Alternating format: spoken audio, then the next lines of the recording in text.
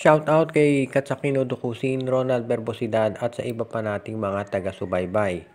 At ngayon ang balita natin, syempre alam nyo na itong si Reyna Batak tinraid na ng Rain Ocean Elasto Painters dito sa Blackwater Bossing kapalit ng isang pick.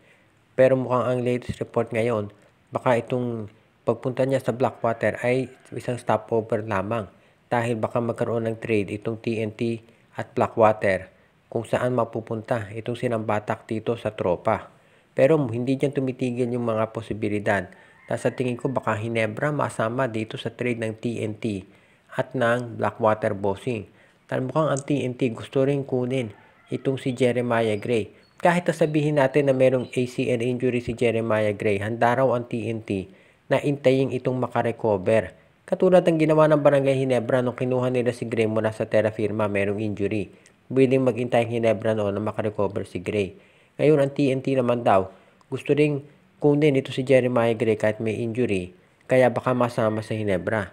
Kung sakaling i-trade ng Hinebra ito si Jeremiah Gray, ang tanong na naman ay kung sino makukuha nila mula either sa TNT or sa Blackwater. Sa ngayon wala pang konkreto dyan, pero ang maliwanag dito, itong Barangay Hinebra ay nakakakuha ng mga trade inquiries dito kay Jeremiah Gray. Kung ikaw naman si Coach Tincon, kailangan siguro pag-isipan nyo na rin kung dapat na bang i-trade talaga itong si Jeremiah Gray.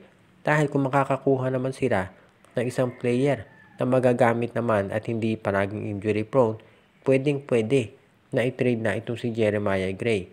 Ngayon, ang tanong na lamang ay kung sino ang magiging kapalit niya sa kampo ng TNT Tropang Giga. O di kaya naman, baka sa Blackwater Bossing. Malay natin, baka si Barkley Ebonia sa Hinebra mapunta yan. Ito spekulasyon pa lamang. Pero sa tingin ko, maraming posibilidad na pwedeng mangyari. Matunog na ang balita na ang Converge Fiber XS ay baka makuha na itong si Calvin Abueva.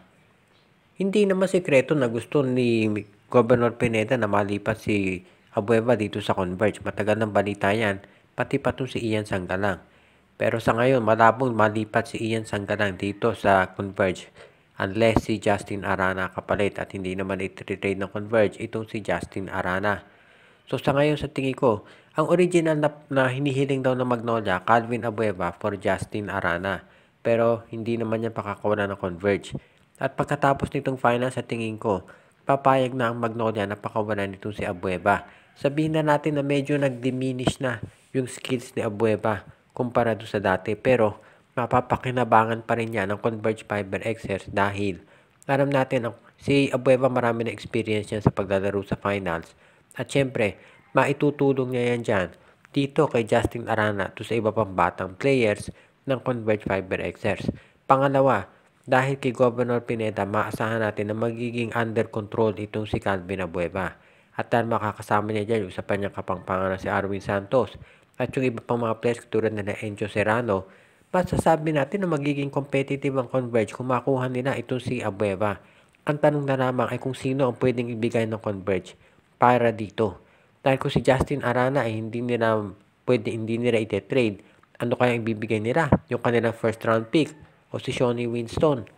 Yan ngayon ang kailangan pag-isipan itong Converge Fiber Xers.